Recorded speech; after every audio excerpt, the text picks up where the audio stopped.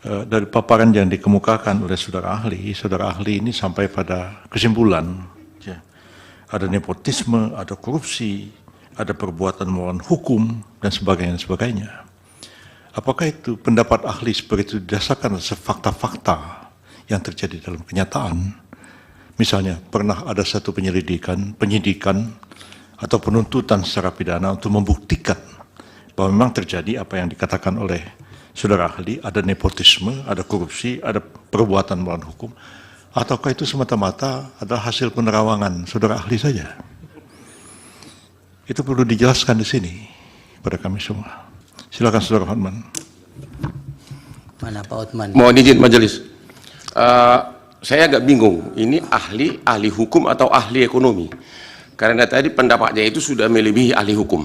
Pertanyaan saya, sekiranya pun benar tuduhan Anda, Jokowi melakukan tindak pidana korupsi, Jokowi melakukan pelanggaran undang-undang APBN, Jokowi melanggar tidak minta persetujuan dari DPR. Pertanyaannya, dan oleh karena itulah pemohon mengatakan pemilu dibatalkan dan diulang.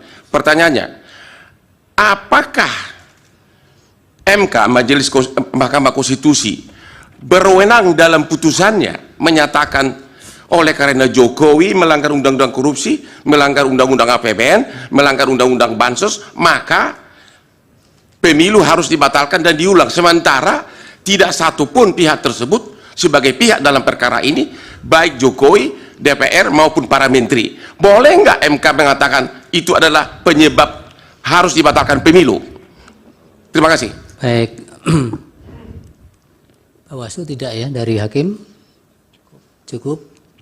Silakan ahli dijawab singkat. Terima kasih. Alasan apa bahwa bansos itu diberikan? Kalau bansos itu, legalitas dari bansos adalah setelah disepakati dengan DPR. Apakah ada alasan atau tidak? Setelah disepakati dengan DPR, setelah disetujui dan diundangkan bahwa bansos itu wajib dijalankan oleh pemerintah. Tetapi masalah di sini adalah tidak ada alasan untuk memberikan bansos yang tidak disetujui oleh DPR dan tidak ditetapkan dengan undang-undang. Demikian. Yang lain? Pemblokiran dilaksanakan dengan apa? Mekanisme dari pemblokiran seperti diakui oleh Kementerian Keuangan bahwa uangnya masih ada di sana. Artinya tidak dipindah dari satu unit organisasi kepada unit organisasi. Cuman nampaknya mata anggarannya yang berubah. Begitu diperlukan dana untuk bansos, maka diambil dari kumpulan uang yang sudah diblokir 50,15 triliun untuk dialihkan menjadi tambahan anggaran bansos. Banyak kejahatan yang tidak atau belum terjadi, yang belum diusut, tetapi tidak melepas bahwa itu sudah ada kejahatan.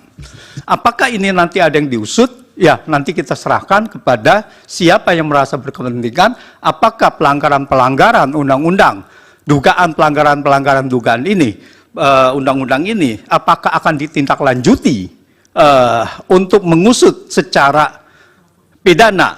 Tetapi dalam hal ini adalah pelanggaran ini untuk kepentingan bansos dan untuk kepentingan pemilu. Dan dalam sidang ini adalah Mahkamah Konstitusi untuk menilai apakah bansos ini adalah legal atau tidak legal.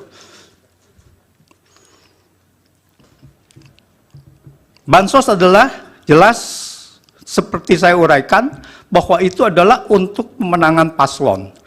Jadi kalau kita lihat itu banyak diberikan bukti-bukti, ada lampiran, ada 40. Itu antara lain, ada 40 cuplikan dari berita itu yang menunjukkan bahwa bansos ini diperuntukkan untuk pemenangan paslon. Jadi ini adalah bukan pendapat saja, tetapi ini adalah sudah ada bukti-bukti nyata. Terima kasih. Cukup. Cukup. Ya. Yang mulia, boleh kami mengusulkan sesuatu, yang mulia? Apa, Prof? Supaya kami ini tidak bingung, saya terkait. Mungkin lebih baik kuasa hukum yang menghadirkan ahli, menerangkan ahli ini sebenarnya ahli apa? Ya, itu apakah ahli pidana, ekonomi, atau ahli nujum, atau ahli apa dihadirkan di sini? Kami bingung. Sudah nanti kami yang menilai, Prof. Majelis juga tadi pertanyaan Hokman Paris belum dijawab. Apakah permohonan pemohon dengan tuduhan Jokowi melakukan korupsi bisa dipakai oleh MK sebagai dasar membatalkan pemilu Iya. hanya karena Sudah. keahlian beliau? Belum dijawab Majelis. Iya. Tolong dijawab. Iya, tidak usah terlalu semangat. Bapak mau jawab tidak? Saya itu serahkan karena keputusannya adalah di mahkamah, iya. jadi saya menyerahkannya kepada mahkamah. Iya, itu, Pak Otman. Bukan Jadi, wewenang saya. Ahli juga tidak harus dipaksakan untuk menjawab, apalagi untuk sama dengan yang diinginkan. Majelis Dan ahli ini kan juga menjawab berdasarkan data.